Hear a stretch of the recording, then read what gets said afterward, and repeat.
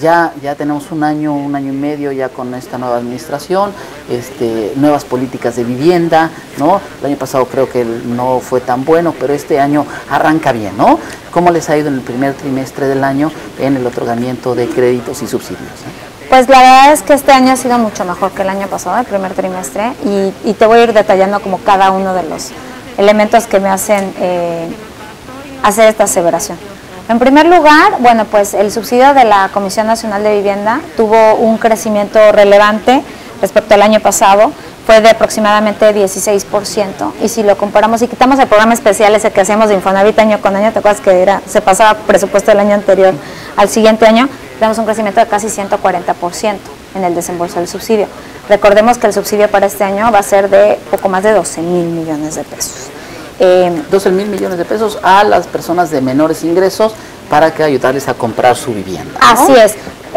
Son 12,000 millones de pesos para familias que ganan de 5 salarios mínimos para abajo, o sea, aproximadamente 10,000 pesos mensuales.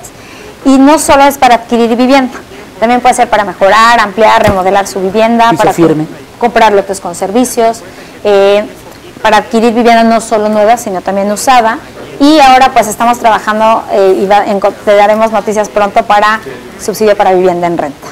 Entonces, la intención es que las familias, dependiendo del tipo de rezago en el que se encuentren, puedan atender su solución de vivienda apoyadas por el gobierno federal. Es un esfuerzo muy importante que está haciendo el gobierno federal, es un presupuesto histórico, 50% más grande que el del año pasado, y antes los subsidios andaban entre 2,000 a 4,000 millones de pesos, entonces sería casi 3 veces lo que tradicionalmente se manejaba.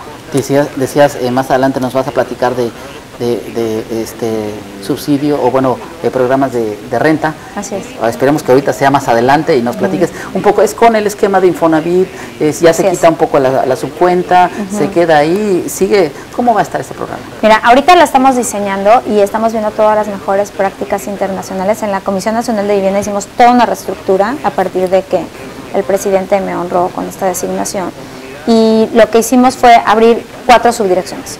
Una subdirección puntualmente es la que hace estudios de vivienda prospectiva y ve toda la parte de sustentabilidad. Entonces, lo que vimos ahí es que viene un proceso migratorio bien interesante en el país. O sea, el reto de la vivienda es que, 1, tenemos mucha gente sin solución de vivienda.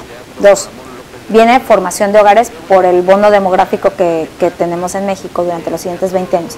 Y 3, todas las reformas que se hicieron, entre ellos, por ejemplo, la reforma energética, va a traer sucesos migratorios relevantes, en donde la familia ahora se va a ir a vivir a Tabasco, se va a ir a vivir a Veracruz, porque van a encontrar ciertos empleos, por ejemplo, por el petróleo, o se van a ir al norte del país a trabajar temas de gas natural, etcétera.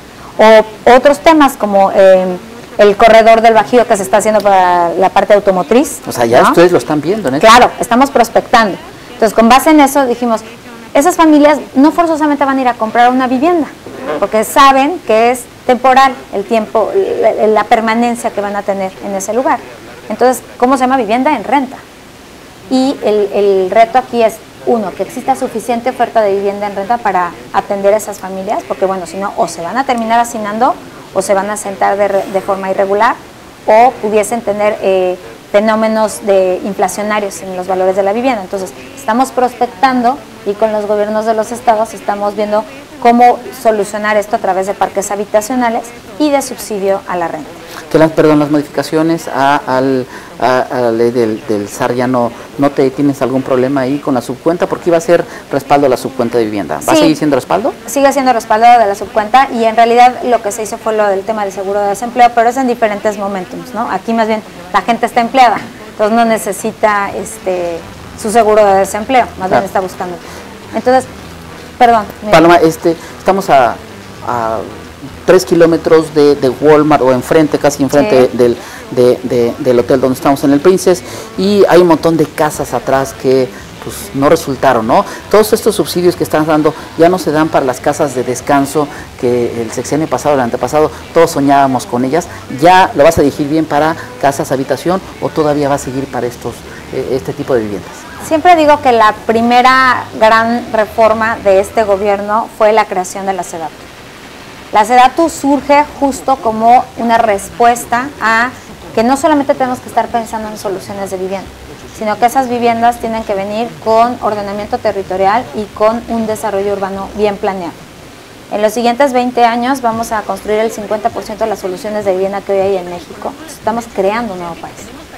Entonces ya no nada más estamos pensando en vivienda, sino que esas familias tengan de manera muy asequible tanto equipamientos educativos, equipamientos de salud, infraestructura, transporte público y empleo. Entonces, en ese sentido, en las nuevas reglas de operación de la Comisión Nacional de Vivienda, pues definimos que solamente otorgaremos subsidios en lugares, perímetros de contención urbana, que los denominamos. Es decir, estamos conteniendo el crecimiento desmedido de las ciudades y estamos priorizando la construcción de vivienda y el subsidio en lugares que tengan todos estos equipamientos. Entonces, justo es una respuesta a este tipo de problemas que se dieron y que ya no tienen que suceder, y mucho menos con recurso del gobierno federal. Entiendo mucho esta perspectiva que tienen. El sexenio pasado, el antepasado, se hicieron muchas viviendas alrededor de la Ciudad de México, en Tecámac, en Cuautitlán, todo este tipo de lugares, y ustedes quieren regresarlos a los centros urbanos. Platicábamos con algún desarrollador de vivienda, decía, perfecto, lo que los regresen aquí a la Ciudad de México, pero ¿en dónde? Sí. ¿No? Ese es el problema, ya no hay suelo, ¿no? Hay mucho suelo intraurbano todavía en las grandes urbes. Por ejemplo, te pongo un ejemplo puntual que estamos trabajando ahorita, el caso de Puebla. En Puebla vivían 300,000 personas en el centro de Puebla, hoy viven 30,000. ¿No? Entonces, sí estamos haciendo ejercicios muy puntuales, tanto con el gobierno de Jalisco, el gobierno de Puebla, el gobierno del Distrito Federal, entre otros, para repoblar los centros. En el caso de Aguascalientes tenemos un proyecto precioso con el gobernador Lozano que se llama Tierra de Gigantes. Que el gobernador Lozano sabe de vivienda. Bueno, ¿no? De vivienda y de desarrollo urbano, y ha sido de los impulsores de esta secretaría desde que estaba legislando. Ajá. Entonces, bueno, la intención es reaprovechar el suelo intraurbano, pero tienes toda la razón, el suelo intraurbano no va a ser suficiente para poder atender las necesidades de vivienda de los siguientes 20 años. Entonces, lo que se hace con estos perímetros de contención es el gobierno define hacia dónde se van a hacer los crecimientos de las ciudades, ¿no? Exactamente. Vivienderas. Tenemos que hablar de vivienderas. Sí, yo sé que es un tema que pues ya ya está cerca de un concurso, ¿no? Ya está en concurso. Ya está, todavía no tiene resolución de este concurso. ¿Cómo los ves? ¿Cómo ves estas empresas? ¿Cómo ves a Urbi? ¿Cómo ves a Omex? Ustedes han dicho, el gobierno federal, pues no son las únicas desarrolladoras, pero siguen vivas. Queremos que sigan vivas, ¿no? Sin lugar a dudas, estas empresas tienen un expertise relevante, ¿no? Fueron empresas que... A ver, el sector de la vivienda es un sector que se ha venido construyendo con diferentes pilares en los últimos 15 años, ¿no? Entonces, hablar de que el modelo anterior fue bueno o malo no es justo, ¿no? Porque siempre digo que para que se detonara este mercado, primero tuvo que hacerse la reforma del SAR y que existieran inversionistas de largo plazo, las AFORES, ¿no? Porque una hipoteca de 25 años se financia con este tipo de inversionistas. El segundo tema fue estabilización económica y macroeconómica, ¿no? Y que el gobierno primero ampliara su curva de emisión de deuda para que, bueno, después se pudiesen hacer emisiones de privados a largo plazo. Y bueno, después fue la creación de las OFOLES y de las OFOMES, los bancos regresan y las desarrolladoras. El tema es que se fue haciendo cada uno de ellos y se lograron. Hoy puedes conseguir en cualquier banco hipotecas a 25 años en pesos, a tasa fija y de un dígito, ¿no? Eso es un logro para México, sin lugar a dudas. El problema que tuvieron algunas desarrolladoras, y en su momento lo tuvieron las OFOLES, bueno, fue que trataron de financiar proyectos de largo plazo con financiamiento de corto plazo. Sin embargo, y solamente han sido estas 4 en particular, bueno, están en negociaciones con sus acreedores, como bien lo comentaste, Geo, ya está mucho más adelantada, pero por ejemplo tenemos el caso de ARA. Germán Ahumada durante todo el año pasado estuvo honrando sus obligaciones, estuvo negociando con sus proveedores, se volvió a meter de lleno en la compañía y hoy ya lo vemos produciendo vivienda. No se engolosinó, ¿no? Sí, y en su momento, bueno, pues hemos tenido por ejemplo, a Dionisio también, ¿no? Haciendo también sus reestructuras de SARE, ¿no? Y bueno, son como todos los diferentes sectores de la economía. Las empresas tienen épocas bollantes, épocas complicadas, ¿no? Porque son empresas, pues, que van teniendo diferentes retos, Y en el caso particular de Urbi y de Omax, yo creo que van a terminar haciendo un poco lo mismo, o sea, van a seguir ese camino, y por supuesto que tienen expertise, por supuesto que tienen, han dado un valor agregado a la economía, pero yo sí creo que mi responsabilidad como Comisionada Nacional de la Vivienda es que el mercado crezca, pero que crezca de manera sustentable, sana y de largo plazo.